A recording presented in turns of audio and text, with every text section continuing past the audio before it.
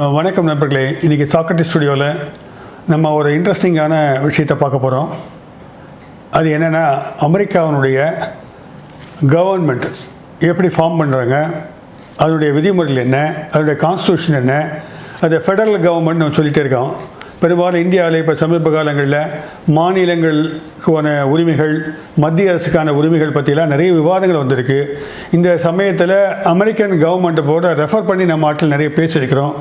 அங்கே எப்படி ஒரு கவர்மெண்ட் ஃபார்ம் ஆகுது, இல்லை அங்கே எப்படி ஒரு பிரசிடெண்ட்டை செலக்ட் பண்ணுறாங்க என்பது போன்றெல்லாம் நமக்கு பல விஷயங்கள் தெளிவில்லாமல் இருப்பதற்கான வாய்ப்புகள் இருக்குது.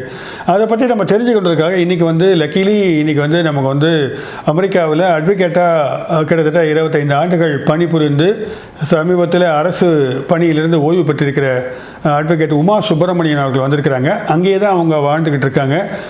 அவங்க அதுக்கு முன்னால் லிங்குவிஸ்டிக்ஸில் டாக்டரேட் முடித்தாங்க. பின்னர் வக்கீல் தொழிலுக்கு சென்று அதில் பணிபுரிந்து வந்திருக்கிறார்கள்.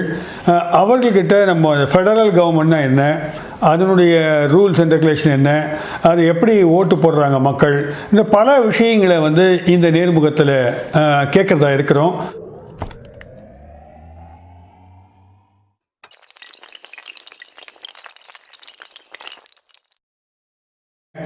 Welcome madam. வெல்கம். வணக்கம். வணக்கம். இப்போது அமெரிக்கானாலே எங்களுக்கு ஃபெடரல் கவர்மெண்ட்டுன்னு தெரியும். ஆனால் என்ன ஃபெடரல் கவர்மெண்ட்டு, அது எப்படி அரசு எப்படி இருக்கும்? ஏன்னா இங்கே நாங்கள் எங்களுடைய எலெக்ஷன் மெத்தட் வேறு மாதிரி இருக்குது, அமெரிக்கன் மெத்தட் வேறுன்னு கேள்விப்பட்டிருக்கோம். நீங்கள் ப்ளீஸ் எக்ஸ்பிளைன் பண்ணுங்கள், அது என்னது, அது ஃபெடரல் கவர்மெண்ட்னா என்ன? இங்கே நம்ம மத்திய அரசு சென்ட்ரல் கவர்மெண்ட்னு சொல்கிறோம், அதை அங்கே ஃபெடரல் கவர்மெண்ட்னு சொல்கிறாங்க. அது யூஎஸ் கவர்மெண்ட் ஒரு நேஷ்னல் கவர்மெண்ட் ஃபெடரல் கவர்மெண்ட் மத்திய அரசு மாதிரி. சரி. ஒவ்வொரு மாநிலத்துக்கும் ஒரு ஸ்டேட் கவர்மெண்ட் இருக்குது. அந்த மாநில அரசு வேறு, மத்திய அரசு வேறு. எதுக்கு மத்திய அரசு இது பண்ணலாம், மாநில அரசு இது பண்ணலாம், இது பண்ணக்கூடாது, இது பண்ணக்கூடாதுன்ற அதை நீதிமுறையெல்லாம் அதை செப்பரேஷன் ஆஃப் பவர்ஸ் அது இப்போ தான் கான்ஸ்டிடியூஷனில் இருக்குது. எல்லாமே கிளியராக மாநிலம் என்ன பண்ணலாம், மத்திய அரசு என்ன பண்ணலாம், லெஜிஸ்லேச்சர் என்ன பண்ணலாம், கோர்ட்ஸ் ஜட்ஜஸ் என்ன பண்ணலாம், பிரசிடெண்ட் என்ன பண்ணலாம், அதுவும் அது வேறு விதமான separation of powers among the different branches of government. Legislature, executive, judicial branches, அது ஒரு separation of powers. Between the state and the federal government அது வேறு விதமான செப்பரேஷன் ஆஃப் பவர்ஸ். அது எல்லாத்துக்கும் நடுப்புற தனி மனிதரோட உரிமை. அது கவர்மெண்ட் எது வரைக்கும் பண்ணலாம், இண்டிவிஜுவல் ரைட்ஸ் எது வரைக்கும் கவர்மெண்ட் அதை டிக்டேட் பண்ணலாம், இது வரைக்கும் அதுக்கு மேலே போகக்கூடாது, அது எல்லாமே இந்த கான்ஸ்டிடியூஷனில் இருக்குது. This is the frame work for the government. Okay, அது புரிஞ்சுது. ஆனால் ஸ்டேட்னுடைய பவர் எதெல்லாம் அதிகமாக இருக்குமான்றதுல எனக்கு சின்ன குழப்பம். என்னன்னாக்கா ஸ்டேட்டுக்கு இப்போ இங்கே பார்த்தீங்கன்னாக்கா ஸ்டேட்டுக்கு எஜுகேஷன் சென்ட்ரல் கவர்மெண்ட் எடுத்துக்கிட்டாங்க, ஸ்டேட்டு கேட்டுட்ருக்காங்க. அந்த மாதிரி சில முக்கியமான பவர்ஸ்லாம் அவங்க எடுத்துருக்காங்க. இப்போ ஒரு அகழ்வாராய்ச்சி பண்ணுறாங்கன்னா அதை பற்றி ஸ்டேட் கவர்மெண்ட் சென்ட்ரல் கவர்மெண்ட்டில் பவர் பர்மிஷன் வாங்கினா தான் இங்கே தோண்டியை பார்க்க முடியும். இப்போ கீழடிலாம் அப்படி தான் ஆச்சு எங்களுக்கு. அப்போது முக்கியமாக எந்த ஏரியாலாம் ஸ்டேட் கவர்மெண்ட்டுக்கு பவர் இருக்குது, சென்ட்ரல் கவர்மெண்ட்டுக்கு பவர் இல்லை? அது முதல்ல யுனைடெட் ஸ்டேட்ஸ்னு அந்த கவர்மெண்ட் ஆரம்பிக்கிறதுக்கு, ஃபெடரல் கவர்மெண்ட் ஆரம்பிக்கிறதுக்கு முன்னால் மாநில அரசு தான் இருந்தது. ஒவ்வொரு ஸ்டேட்டுக்கும் அதோட கவர்மெண்ட் இருந்தது. அவங்க எல்லாருமா சேர்ந்து ஒரு யூனியன் ஃபார்ம் பண்ணணும், யுனைடெட் ஸ்டேட்ஸ் ஆஃப் கவர்மெண்ட்னு ஒரு முதலே ஸ்டேட் ஃபார்ம் ஆயிடுச்சு. முதலே ஸ்டேட்டுக்கு ஒரு லோக்கல் கவர்மெண்ட் இருந்தது. அதை எல்லாருமா சேர்ந்து ஒரு யுனைடெட் ஸ்டேட்ஸ் ஆஃப் அமெரிக்கான்னு ஆரம்பிக்கிறதுக்கு முன்னால் த states were very hesitant because they didn't want to lose local control. Okay. அதனால இந்த மத்திய அரசுக்கு சில பவர் தான் உண்டு, இந்த உரிமை இவ்வளோ தான் அப்படின்னு அது லிஸ்ட்டு போட்டிருக்கு கான்ஸ்டிடியூஷனில். ஃபார் இன்ஸ்டன்ஸ் மிலிட்ரி, நேவி, இதெல்லாம் நேஷ்னல் இஷ்யூஸ். அது ஒவ்வொரு செக்யூரிட்டி. கரன்சி, மணி காயின் பண்ணுறது அது சென்ட்ரல் கவர்மெண்ட். இமிக்ரேஷன், வெளியார் யார் உள்ள வரலாம், அதை ஸ்டேட் டிட்டர்மின் பண்ண முடியாது. அது மாதிரி சில issues of national importance that is given to this federal government. ரொம்ப கிளியராக கான்ஸ்டிடியூஷனில் என்ன சொல்லியிருக்குன்னா, எதெல்லாம் ஃபெடரல் கவர்மெண்ட்டுக்கு கொடுக்கலையோ all of those are reserve to the states. Okay. Okay. So the federal government is a government of limited powers சொல்லுவாங்க. அப்போ மத்திய அரசுக்கு அதிகாரம் கிடையாதுங்க. கிடையாது. நேஷ்னல் இம்பார்ட்டன்ஸ்ன்றதில் வந்து கோர்ட்ஸ் என்ன சொல்லியிருக்காங்க, இதெல்லாம் எனுமரேட்டட் ப்ராவர்ஸ், இதெல்லாம் லிஸ்ட் போட்டிருக்கு, இமிக்ரேஷன், கரன்சி, மிலிட்ரி, இது மாதிரி இருக்கு. ஆனால் அதுக்கு அதை இஃபெக்சுவேட் பண்ணுறதுக்கு எனிதிங் தட் இஸ் நெசசரி அதையும் இன்க்ளூட் பண்ணலாம். இப்போ எஜுகேஷன் ஸ்டேட்டில் இருக்குது, அது education left to the states. அவங்க தான் முடிவு பண்ணிப்பாங்க. ஒன்லி வே த ஃபெடரல் கவர்மெண்ட் மத்திய அரசு ஒரே ஒரு விஷயத்தில் தான் வந்து கண்ட்ரோல் பண்ண முடியும். இந்த இனிஷியேட்டிவ்க்கு பணம் தரேன், இந்த ஸ்டேட் வந்து நீ ஒவ்வொரு மாநிலமும் இந்த பணம் உனக்கு வேணுமா வேணாமான்னு நீ டிசைட் பண்ணலாம். ஆனால் இது வேணும்னு டிசைட் பண்ணிட்டேன்னா இந்த ரூல்ஸ்லாம் நீ ஃபாலோ பண்ணணும். ஓகே ஃபைனான்ஸ் மூலமாக கண்ட்ரோல் பண்ணுவாங்க. சில விதிகளை சொல்லுவாங்க, நீ ஃபாலோ பண்ணால் பணம் கொடுப்பா, அதை கொடுக்க மாட்டாங்க. ஆமாம், அந்த விதமாக எஜுகேஷன் இல்லை. நீங்கள் சொல்கிறது இந்த பணத்தை எப்படி செலவு பண்ணுறதுக்கான விதி தான் சொல்ல முடியும். அந்த பணம் வாங்கிறதுக்கு அந்த if you want federal funds for certain programs, so federal government வந்து even in those areas that are left to the states, the only way the federal government can dictate certain aspects is through funding. Okay. Federal funding, not state funding. Okay. இப்போ federal funding, state funding வரும்போது வருமானம்னு பார்த்தீங்கன்னாக்க இங்கெல்லாம் income tax வருமானம் இருக்குது, sales tax வருமானம் இருக்குது. அப்படி வந்து சென்ட்ரல் கவர்மெண்ட் வந்து இங்கே இருக்கிற இன்கம் டேக்ஸ் எல்லாம் எடுத்துகிட்டு போயிடுவாங்க, விருப்பப்பட்டாலும் கொடுப்பாங்க. அந்த மாதிரி விஷயத்தில் டேக்ஸிங்கில் எப்படி பண்ணுறாங்க? ஓகே, அது வந்து பர்சன்டேஜ் விகிதம் கொடுக்குறாங்க. அது வந்து ஃபெடரல் கவர்மெண்ட் ஒரு பர்சன்டேஜ் உங்களுக்கு இந்த ரேஞ்சில் இந்த ரேஞ்சுக்குள்ளே ஒரு 10 லட்சத்துக்குள்ளே உங்களோட சம்பளம்னா இத்தனை பர்சன்டேஜ் வந்து டேக்ஸ், அதுக்கு மேலேன்னா இன்னொரு ஹையர் பர்சன்டேஜ். அது வந்து ஃபெடரல் கவர்மெண்ட்டுக்கு வந்து all those taxes are federal income டேக்ஸ்ன்றது வேறு, ஸ்டேட் இன்கம் டேக்ஸ்ன்றது வேறு. இப்போ இன்கம் டேக்ஸ்லேயே ரெண்டு இருக்கா? ஸ்டேட் ஒன்று இருக்குது, சென்ட்ரல் ஒன்று இருக்குது. சில ஸ்டேட்ஸில் இன்கம் டேக்ஸே கிடையாது, சில ரேட்டில் டேக்ஸே கிடையாது. ஆனால் அதுலேயும் ஃபெடரல் கவர்மெண்ட்டுக்கு கொடுத்தாகணும். ஓகே அவங்க வச்சுருக்காங்க. Everybody has to pay federal income tax. Okay, state income tax depends on the state. அப்போ ஒரு இண்டிவிஜுவலுக்கு நிறைய டேக்ஸ் கட்டுற மாதிரி வரும் இல்லையா? கனடா அளவுக்கு கிடையாது, யூஎஸில் வந்து கொஞ்சம் குறைச்சி. எவ்வளோ பர்சன்டேஜ் மேக்ஸிமம் இருக்கும்? மேக்ஸிமம்னு பார்த்தா இன்னும் கூட இருக்கணும். ஆனால் வந்து ஒரு லெவலுக்கு மேலே இன்கம் போயிடுச்சுன்னா அதுக்கேற்ற மாதிரி பர்சன்டேஜ் கூடுறதில்லை.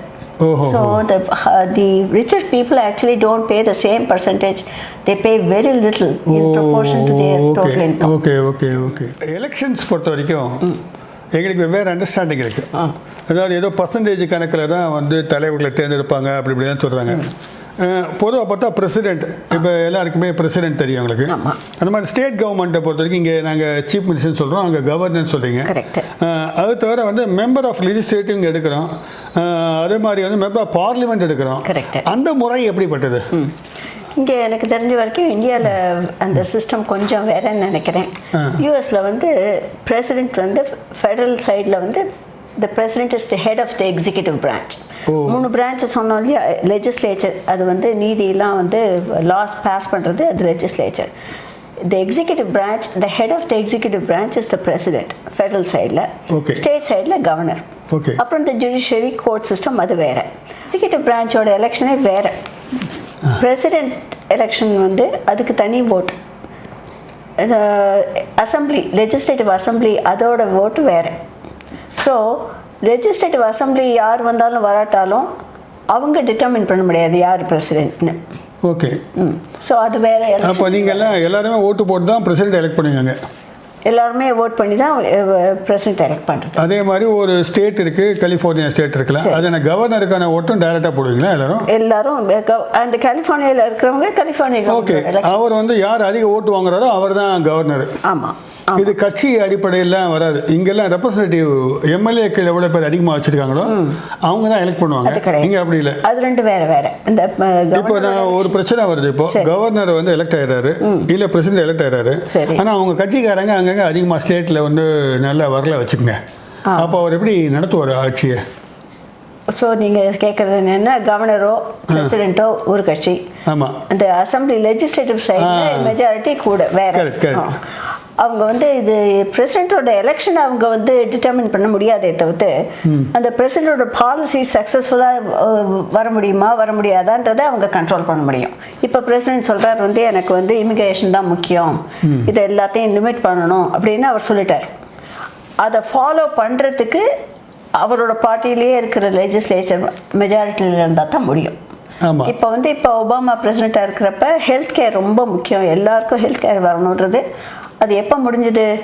லெஜிஸ்லேச்சர் வந்து காங்கிரஸ் வந்து ஃபுல்லாக அவரோட பார்ட்டியில் சப்போர்ட் பண்ண தான் முடியும். So to some extent practically the legislature can control the success of the executive branch even though they cannot select the head of the executive branch. இல்லை அது புரியுது. அவர் எப்படி வின்னர் பண்ணுவார்? பாவம் அவருக்கு எப்போவுமே பிரச்சனை தானே இருக்கும். இப்போ அவர் வந்து எதிர்கட்சி எப்படி இருந்தாலும் யாரு பிரசிடென்ட், சரி இவங்க மெம்பர் ஆஃப் அப்படி இல்லை. இப்போ வந்து ட்ரம்ப் அவங்க இஷ்யூ பேஸ்டாக டிசைட் பண்ணுவாங்க.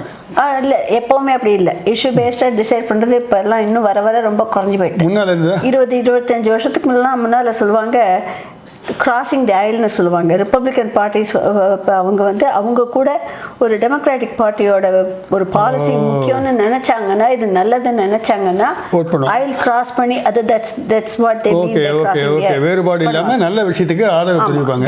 they took the interest of the people. இப்போ அப்படி இல்லை.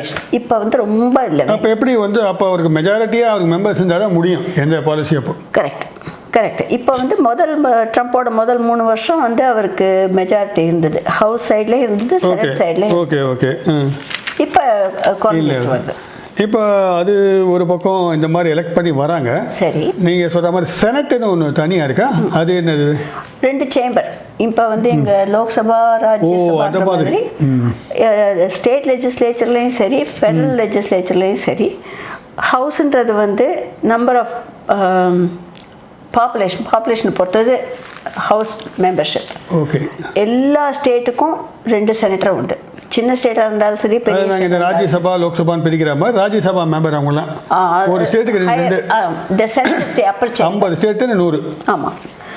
ஆனால் ஹவுஸ் மெம்பர்ஸ் பார்த்தீங்கன்னா பெரிய ஸ்டேட் கலிஃபோர்னியா மாதிரி ஸ்டேட்டில் 52 ஹவுஸ் மெம்பர்ஸ் இருக்காங்க. ஓகே. அலாஸ்காவில் இருக்கிறவங்க ஒரு மெம்பர் தான். That depends on the population. அங்கே கம்மியாக இருக்குது. ரைட். இங்கேயும் அப்படிதான் எம்பிக்கள் தேர்தல் வந்து நார்த்தில் போயிட்டீங்கன்னாக்க நார்த் ஈஸ்ட் இதில் போனால் கொஞ்சம் கம்மியாகும். அதே மாதிரி தான். ஓகே. அப்போ மொத்தமாக ஹவுஸில் எத்தனை ரெப்ரசன்டேட்டிவ்ஸ் இருக்காங்க சென்ட்ரல் கவர்மெண்ட்டில்? ஃபெடரல் கவர்மெண்ட்டில் இப்போ 535 நினைக்கிறேன். ஓகே. கிட்டத்தட்ட 530 ப்ளஸ் இருக்காங்கன்னா அதுதான் இந்தியாவிலும் இருக்காங்க. அதில் வந்து பர்சன்டேஜை வச்சு தான் வந்து இது மேஜர் பவரை செக்யூர் பண்ணுவாங்களா இல்லை? ஆமாம். இப்போ வந்து ஃபெடரல் கவர்மெண்ட்டில் ஹவுஸ் இப்போ ரீசெண்டாக the Democrats gained majority of the house. Okay. Senate இன்னும் ரிப்பப்ளிகன் மெஜாரிட்டி தான் இருக்கு. ஸோ பாலிசி அது யாரோட நம்மளுக்கு இம்பார்ட்டன்ட் நினைக்கிற லாஸ் வந்து டெமோக்ராட்ஸ் மெஜாரிட்டி இருந்தால் அவங்களுக்கு பாஸ் பண்ண முடியும். ஏன்னா அவ்வளோ ஓட்ஸ் இருக்கும். இல்லைன்னா பண்ண முடியாது. சரி, இது ஒரு பக்கம் இருக்கட்டும். இப்போ தனி மனுஷனுடைய இண்டிவிஜுவல் ரைட்ஸ்ன்னு சொல்கிறீங்க. என்ன மாதிரி ப்ரொடெக்ஷன் இருக்குன்னு நினைக்கிறேன்? ஒவ்வொரு ஸ்டேட்டுக்கு ஒரு மாதிரி இருக்கா ரூல்? அது ஃபெடரல் கவர்மெண்ட் ஃபெடரல் லாஸ் வந்து யூஎஸ் கான்ஸ்டிடியூஷன்றது that's the law for the entire land. அதுக்கு சுப்ரமசி கிளாஸ்னு பேர். Federal government federal laws take supremacy over the state laws. அதில் பார்த்தீங்கன்னா ஃபெடரல் கவர்மெண்ட்டில் இண்டிவிஜுவல் ரைட்ஸ் சிலது ஒரு முதல்ல ஒரு இருக்கு. முதல்ல ஒரு 9 அமெண்ட்மெண்ட் 10 அமெண்ட்மெண்ட் இருந்தது. இப்போ ஏதோ 27 28 34 வரைக்கும்லாம் போயிடுது. அது இன் ஃபேவர் ஆஃப் இண்டிவிஜுவலா இல்லை இன் ஃபேவர் ஆஃப் கவர்மெண்ட்? அது it's in favour of the individual. இந்த கவர்மெண்ட் வந்து ஸ்டேட்டாக இருந்தாலும் சரி ஃபெடரல் கவர்மெண்ட்டாக இருந்தாலும் சரி சிலதை பண்ண முடியாது. இதுக்கு மேலே பண்ணினா இண்டிவிஜுவல் ரைட்ஸை அத்துமீறி அஃபெக்ட் பண்ணுற மாதிரி. ஸோ ஃபர்ஸ்ட் அமெண்ட்மெண்ட் ரைட்ஸ்னு கேள்விப்பட்டிருப்பீங்க. இங்கே வந்து freedom of press, freedom of speech, freedom of religion அதெல்லாம் வந்து ஃபர்ஸ்ட் அமெண்ட்மெண்ட். என்ன சொல்கிறது? No government can pass laws infringing upon the right of a person to follow their faith, to speak their mind. Correct. And for the freedom of the press. Second amendment வந்து எல்லாரும் துப்பாக்கி எடுத்துக்கலாம். மூணாவது அது second amendment. துப்பாக்கி வச்சுக்கலாம் எல்லாரும். Right to பேர் ஆர்ம்ஸ்னு பேர். ரைட் டு பேர் ஆர்ம்ஸ். ஆமாம். ஓகே. அது மாதிரி 4வது அமெண்ட்மெண்ட் ரொம்ப முக்கியம். திடீர்னு இப்போ வந்து போலீஸ் வந்து கதவை தட்டி உள்ளே வந்து நீ என்ன வச்சுருக்க ஏது வச்சுருக்கெல்லாம் கேட்க முடியாது. அதுக்கு வந்து no unlawful search and seizure அது கூடாது. அப்படி பண்ணுறதே இல்லையாங்க. வாரண்ட் அதுக்கு தான் வந்து ப்ரொசீஜர் இருக்குது. வாரண்ட் ஒரு ஜட்ஜிட்ட போய் எனக்கு சஸ்பெஷன் இருக்குது அப்படின்னு வாரண்ட் வாங்கினா தான் பண்ணணும். ஸோ அது மாதிரி நிறைய இருக்குது. 14th Amendment is very important. ஏன்னா 14th Amendment வரைக்கும் என்ன சொன்னாங்க, ஸ்டேட்ஸ்லாம் என்ன சொன்னாங்கன்னா ஃபெடரல் கவர்மெண்ட் வேணால் இதெல்லாம் பண்ணாமல் இருக்கணும், நாங்கள் எதை வேணாலும் பண்ணலாம். ஸோ த 14th Amendment என்னன்னா the constitutional rights under the federal constitution state citizen வந்து அதே ரைட்ஸ் இருக்கணும். எந்த ஸ்டேட்டாக இருந்தாலும் யூஎஸ் கான்ஸ்டிடியூஷன் உனக்கு ஒரு ரைட்டு கொடுத்துருக்குன்னா அதை ஸ்டேட்டும் எடுக்க முடியாது. ஃபெடரல் கவர்மெண்ட் மட்டும் எடுக்க முடியாதுன்னு இல்லை, ஸ்டேட் கவர்மெண்ட் எடுக்க முடியாது. So 14th Amendment is important. So federal government as well as the state government they have to respect those rights. அந்த ரைட்ஸ்லாம் வந்து ப்ரொடெக்ட் ஆகுதா இப்போ இந்த பீப்புள்ஸ் மூவ்மெண்ட்னால ப்ரொடெக்ட் ஆகுதா? அது வந்து it varies with times, it varies with the state. Unfortunately, it also varies with what type of person is being affected. நீங்கள் பார்த்துருப்பீங்க, நியூஸ்லலாம் பார்த்துருப்பீங்க, சும்மா இருக்கும் அந்த ரோட்டில் போகிறது, அது திடீர்னு வந்து சுட்டுக்கும் போலீஸ் வந்து ஒரு சஸ்பெஷனில் சுட்டுக்காது. அது வந்து ரைட்ஸ் வந்து practically speaking I wouldn't say everybody has the same rights. நீங்கள் வந்து ஒரு கொஞ்சம் பணக்காரராக ஒரு நல்ல ஒரு நெய்பர்ஹுட்டில் இருந்தீங்கன்னா போலீஸ் உங்களை எப்படி ட்ரீட் பண்ணும், வேறு மாதிரி நெய்பர்ஹுட்டில் இருந்தீங்கன்னா போலீஸ் அது எல்லா நாட்டிலையும் அப்படி தான் நினைக்கிறேன் இல்லையா? ஸோ தியரிட்டிக்கலி இருக்குது, ப்ராக்டிக்கலி இது வேறு ஆகும். ஆனால் அதை சேலஞ்ச் பண்ண முடியும், நீங்கள் போய் கோர்ட்டில் போய் சேலஞ்ச் பண்ண முடியும். ஓகே. இப்போ என்னென்னா இங்கே பார்த்தா நிறைய மக்கள் போராட்டம் நடக்குது. ஏன்னா இந்த சென்ட்ரல் கவர்மெண்ட் ஒரு ப்ராஜெக்ட் கொண்டு வராங்க, இட் அஃபெக்ட்ஸ் ஸ்டேட்ஸ் இன்ட்ரெஸ்ட், மக்கள் போராடுறாங்க, ஸ்டேட்டு கம்பெனி இருக்காங்க. அந்த சமயத்தில் வந்து இப்போ கூட சமீபத்தில் தூத்துக்குடியில் ஒரு பிரச்சனை நடந்துச்சு, உங்களுக்கெல்லாம் தெரியும்னு நினைக்கிறேன். அந்த மாதிரி அங்கே ஏதாவது பிரச்சனைகள் போராட்டங்கள் நடக்குதா? நிறைய இருக்குது. அப்போ மக்கள் வந்து போராடுறாங்களா? இப்போ பார்த்தீங்கன்னா ஒவ்வொரு தடவையும் நீங்கள் பார்த்துருக்கீங்க, ஸ்கூல் ஷூட்டிங்லாம் பார்த்துருப்பீங்க. ஆமாம். ஒரு ஸ்கூலில் வந்து 26 குழந்தைங்களை சுட்டு கொண்டு யாரோ வந்து திடீர்னு ஒரு இந்த செகண்ட் அமெண்ட்மெண்ட் ரைட் பேர் ஆர்ம்ஸ்ன்னு சொன்னேனே, அந்த அதோட ப்ரொடெக்ஷனில் நிறைய பேர் வந்து கன் வயலன்ஸ் நிறைய இருக்குது. ஒவ்வொரு தடவையும் இந்த மாதிரி ஒரு ஸ்கூல் ஷூட்டிங்லாம் நடக்கிறப்ப எத்தனையோ பேர் ரோட்டில் போய் இது வந்து லெஜிஸ்லேச்சரை அர்ஜ் பண்ணுறாங்க. ஓகே, இதை வந்து நீங்கள் கன் லாஸ் பாஸ் பண்ணுங்கள், கன் ரைட்ஸ்னு சொல்லிட்டு எல்லார்ட்டையும் எந்த மாதிரியான வெப்பன் வேணாலும் இருக்கலான்ற மாதிரி பண்ணாதீங்க. எதுக்காக ஒரு தனி மனிதனுக்கு ஒரு மிலிட்ரி வெப்பன் எதுக்கு வேணும்? அதை நீங்கள் காங்கிரஸ் நீங்கள் பாஸ் பண்ணினா தான் முடியும்னு எத்தனையோ பேர் ரோட்டில் போய் பண்ணுறாங்க. அதே மாதிரி நிறைய விஷயம் இருக்குதுன்னு வச்சுக்கோங்க. என்வாயன்மெண்டல் ரைட்ஸ், ஸ்டேட்ஸ்லாம் வந்து ஒரு கார்பன் எமிஷன்லாம் சரியாக கண்ட்ரோல் பண்ணலன்னா please pass laws that protectors. அது மாதிரி அதே மாதிரி போலீஸ் ப்ரூட்டாலிட்டி, அதுக்கும் ஒவ்வொரு தடவையும் இந்த மாதிரி ஒரு 16 வயசு பையனை ஒரு போலீஸ் சுட்டு கொடுத்தாங்க, அவன் வந்து எதுவும் பண்ணின மாதிரி தெரியல, அவன் பாட்டுக்கு போயிட்டு அந்த மாதிரி இருக்கிறப்ப ஒவ்வொரு தடவையும் அது மாதிரி வரப்போ அந்த ஸ்டேட்டில் மட்டும் இல்லை, எங்கே ஆல் ஓவர் தி கண்ட்ரி போராட்டம் நடத்துகிறாங்க. அப்போ ரைட் டு ப்ரொடெஸ்ட் இருக்குது, right to and fully exercised. சரி. இப்போ விமன் பொறுத்த வரைக்கும் அவங்களுடைய சேஃப்டி, இப்போ இந்தியாவில் டெய்லி ஒரு வன்முறை நடக்குது, ஏதாவது பிரச்சனை நடக்குது. விமன் பொறுத்த வரைக்கும் அவங்களுடைய ஸ்டேட்டஸ் ஆஃப் விமன் எப்படி இருக்குது? பாதுகாப்பாக இன்னும் நல்லா இருக்கலாம், இன்னும் நல்லா இருக்கலாம். ஆனால் வந்து இப்போ நீங்கள் எத்தனையோ கண்ட்ரீஸில் போய் இப்போ நிறைய வேறு விதத்தில் கண்ட்ரீஸ்லாம் பார்த்ததுல யூஎஸ் வந்து அவ்வளவு மட்டம் இல்லைன்னு சொல்லணும். ஆனால் அதுக்கு அங்கேயும் இன்னும் கொஞ்சம் நல்லா இருக்கலாம். வயலன்ஸ் அகேன்ஸ்ட் விமென்ஸ் ஆக்ட் அது மாதிரிலாம் இருக்குது. கேம்பஸ் சேஃப்டி, கேம்பஸில் வந்து செக்ஷுவல் அசால்ட் இப்போல்லாம் இப்போ சொன்னேன் இல்லையா, ஃபண்டிங் மூலமாக கண்ட்ரோல் பண்ண, அது மாதிரி ஃபெடரல் கவர்மெண்ட்டுக்கு சில விதமான ஃபண்ட்ஸ் எல்லாம் வரணும்னு சொன்னேன்னா universities must report every act of sexual assault reported to them and must take action. இந்த ரிப்போர்ட் இப்போ இது வந்தது 14 நாளைக்குள்ளே இந்த ஆக்ஷன் எடுக்கலை அதெல்லாம் ரிப்போர்ட் பண்ணணும். they have to report it. They have to report what action was taken. ஏன்னா இப்போ இங்கே வந்து ஐஐடி ஆகிப்போச்சு, ஆனால் ஒன்றும் இப்போ தான் கொஞ்சம் அப்படி மூவ் ஆகிருக்கு because of pressure from outside. ஆனால் அங்கே வந்து லாலே அப்படி இருக்குது, லால இருக்குது. எந்த அளவுக்கு வந்து ஃபாலோ பண்ணுறாங்கன்றது அது கொஞ்சம் யூனிஃபார்மிட்டி இல்லை. Okay. Thank you so much for sharing all this information. Thank you. Pleasure.